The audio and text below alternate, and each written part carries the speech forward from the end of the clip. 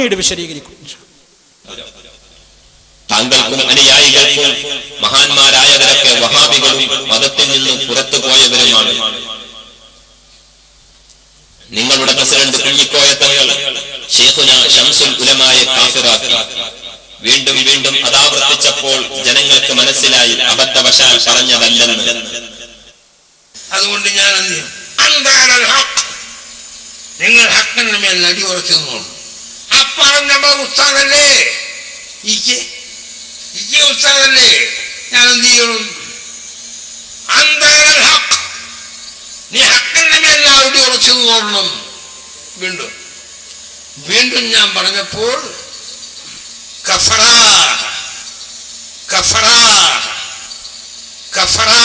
മുസ്ലിം ലോകം ഞെട്ടിത്തരിച്ചുപോയി.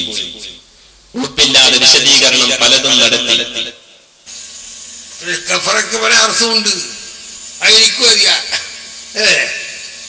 അതുകൊണ്ട് അതങ്ങട്ട് പരത്തിയിട്ട് ഉള്ളാടത്തം ഞാൻ ഒഴുകിപ്പോന്ന് വിചാരിച്ചെല്ലാരും. പ്രസിഡന്റുകളൊക്കെ വല്ല കത്തും കൊത്തൊക്കെ വന്നു. പറഞ്ഞവരൊക്കെ എവിടെ പോയി? എവിടെ?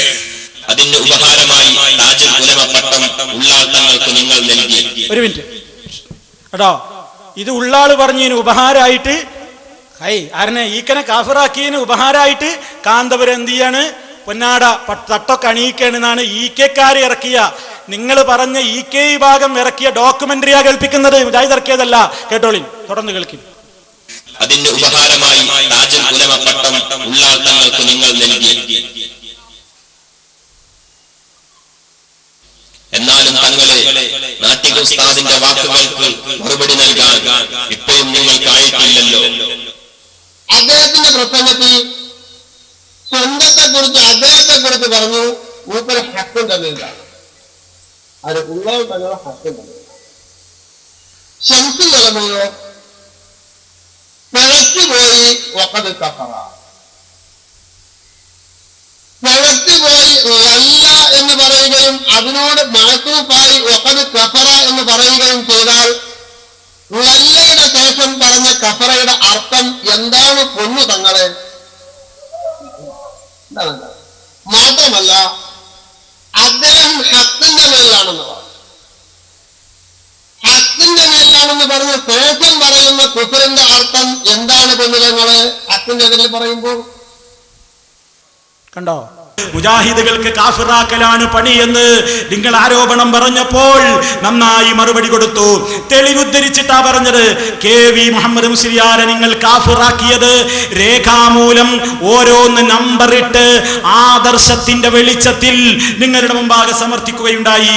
നിങ്ങൾ കാഫിറാക്കിയതിനു മുമ്പ് ഉണ്ടെങ്കിലും മൗലവി KV മുഹമ്മദ് മുസ്ലിയാർ കാഫിറാണ് എന്ന് ഈ ഞാനോ പോകട്ടെ സുന്നത്ത് ജമാഅത്തിന്റെ ഏതെങ്കിലും പണ്ഡിതന്മാരോ എഴുതിയതോ പ്രസംഗിച്ചതോ ഒരു രേഖ ഈ ചേറ്റുകെട്ടിയിൽ ഒന്ന് പ്രസംഗിച്ച സെലഫിയെ കൊണ്ടുവന്ന മുജാഹിദുകൾ മൗലവിമാര് ഏതെങ്കിലും ഒരു മനുഷ്യന് കഴിയുമെങ്കിൽ മനുഷ്യത്വമുണ്ടെങ്കിൽ കൊണ്ടുവരണം. നിങ്ങൾ മനുഷ്യന്മാരാണ് കൊണ്ടുവരണം. മനുഷ്യന്മാരാ പറയണത് ഇതാ കൊണ്ടുവന്നിരിക്കുന്നു. ശ്രദ്ധിച്ചോ നിങ്ങൾ എന്താ വിചാരിച്ച്? അള്ളാഹുവിനെ സംബന്ധിച്ച് ഒരു കാഫിറായ ആള് പറയുന്ന സർവ്വ വർത്തമാനങ്ങളും KV അബൂബക്കർ മുസ്ലിയാര് അതാ KV പറഞ്ഞതായി KVയെ പറ്റി നിങ്ങളുടെ സുന്നി വോയിസിൽ എഴുതിയിരിക്കുന്നു. ഹെഡിങ് തന്നെ അള്ളാഹു വിവരമില്ലാത്തവനോ, അള്ളാഹു വിവരമില്ലാത്തവനോ. നിങ്ങൾ KV മുഹമ്മദ് മുസ്ലിയാരെ കാഫിറാക്കിയിട്ടുണ്ടോ ഇല്ലേ എന്ന് ഇതാ തെളിയിക്കാൻ പോവുകയാണ്. ആൺകുട്ടികളായിട്ടാ തെളിയിക്കുന്നത്, മനുഷ്യന്മാരായിട്ടാ തെളിയിക്കുന്നത്. ഇത് കൃത്യമായി നിങ്ങളെ കേൾപ്പിക്കുന്നു. എന്തൊക്കെയാ പറഞ്ഞത്? നിങ്ങൾ കാഫിറാക്കിയോ ഇല്ലേ, അതോ ഇത് പാടത്ത് കൃഷിക്കോണ പരിപാടിയാ പറയുന്നത് എന്നൊക്കെ നിങ്ങളൊന്ന് പഠിച്ചോ, കൃത്യമായിട്ട് മനസ്സിലാക്കിക്കോ. പേരോട് എന്തൊക്കെയാണ് KVയുടെ പേരിൽ അബൂബക്കർ മുസ്ലിയാർ എഴുതിയത് കേട്ടോളൂ. ഇസ്ലാമിക വിശ്വാസങ്ങളെ തട്ടിത്തകർത്തു തരിപ്പണമാക്കാൻ പര്യാപ്തമായ നിലയിലാണ് മലയാള ഖുർആൻ എന്നുള്ളത് ഒരു യാഥാർത്ഥ്യം മാത്രമാണ്. KVയുടെ ഖുർആൻ പരിഭാഷയെ പറ്റി പറയുന്നു. നിങ്ങൾ കേട്ടോ, നിങ്ങൾ കേട്ടോ, മലയാളം ഖുർആൻ എന്ന് പറയുന്നത് ഇനി ആരെ പറ്റിയാണ്, എന്തിനെ പറ്റിയാണ്? ശരിക്ക് ശ്രദ്ധിച്ചോ എൻ്റെ മുസ്ലിമീങ്ങളെ. ക്രിസ്ത്യാനികളാദി അമുസ്ലിങ്ങൾ കൊണ്ട് നടക്കുന്ന വേദപുസ്തകങ്ങളും മലയാള ഖുർആനും തമ്മിൽ വ്യത്യാസമില്ല. കെ വി മുഹമ്മദ് മുസ്ലിയാർ എഴുതിയിട്ടുള്ള ഖുർആൻ പരിഭാഷയില്ലേ, ആ ഖുർആൻ പരിഭാഷയെ സംബന്ധിച്ച് സമസ്തയുടെ ജനറൽ സെക്രട്ടറി അന്ന് എഴുതിയതാണ് ഞാൻ വായിക്കുന്നത്. പഠിച്ചു വെച്ചോ. എന്താ എഴുതുന്നത്? അല്ലാഹു സുബ്ഹാനഹു വ തആലയെ സംബന്ധിച്ച് വളരെ മോശമായിട്ടാണ് നിങ്ങളുടെ പരിഭാഷയിലുള്ളതെന്നാണ് പറയുന്നത്. അതിന്റെ തുടക്കത്തിലാണ് എഴുതുന്നത്, ക്രിസ്ത്യാനികളാദി അമുസ്ലിങ്ങൾ കൊണ്ട് നടക്കുന്ന വേദപുസ്തകങ്ങളും മലയാള ഖുർആനും തമ്മിൽ വ്യത്യാസമില്ല.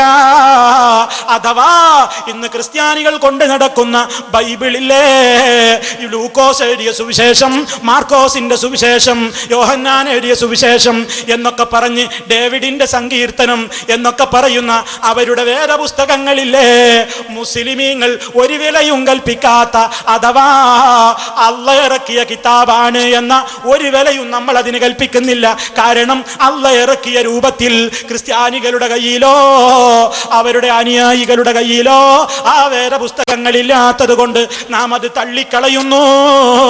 അതേ സ്ഥാനത്താണ് കെ വിയുടെ ഖുർആൻ പരിഭാഷ, കെ വിയുടെ ഖുർആൻ മലയാള ഖുർആനും അതേ സ്ഥാനത്ത് തന്നെ.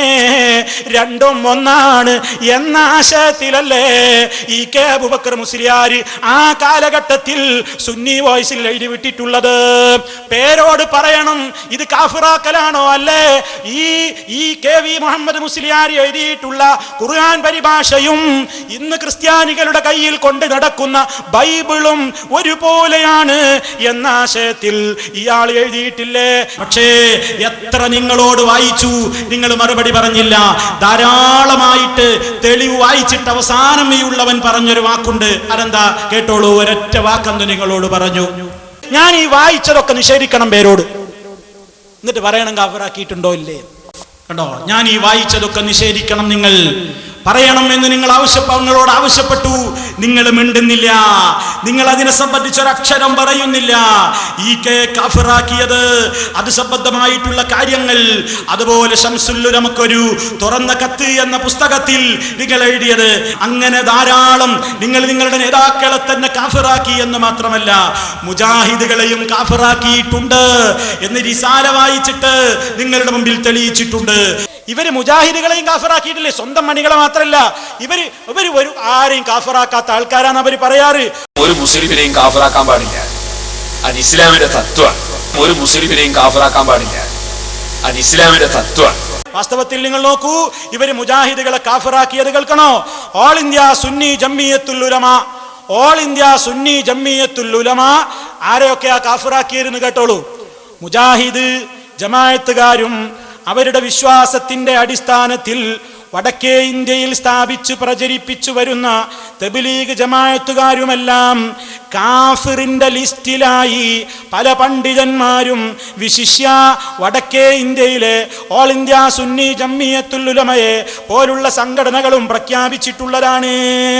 കണ്ടോ, അപ്പൊ മുജാഹിദ് കാഫിറിന്റെ ലിസ്റ്റിലാണ്. ആരാ കാഫിറാക്കിയത്? നിങ്ങളുടെ പത്രത്തിലാണ്, നിങ്ങളുടെ റിസാലയിലാണ് വന്നത്. കാഫിറാക്കിയിട്ടില്ലാന്നോ? ഇനി മുജാഹിദിനെ കുറിച്ച് ഇവരുടെ വലിയൊരു ഔലിയ എഴുതിയതെന്താ? മുജാഹിദിനെ കുറിച്ച് ഇവരുടെ വലിയ ഒരു എന്ന് പറയുന്ന മഹാപണ്ഡിതൻ എന്ന് പറയുന്ന ആളെ എഴുതിയത് കേട്ടോളൂ.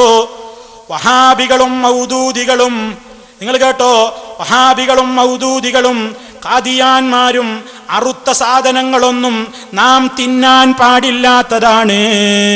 എങ്ങനെ?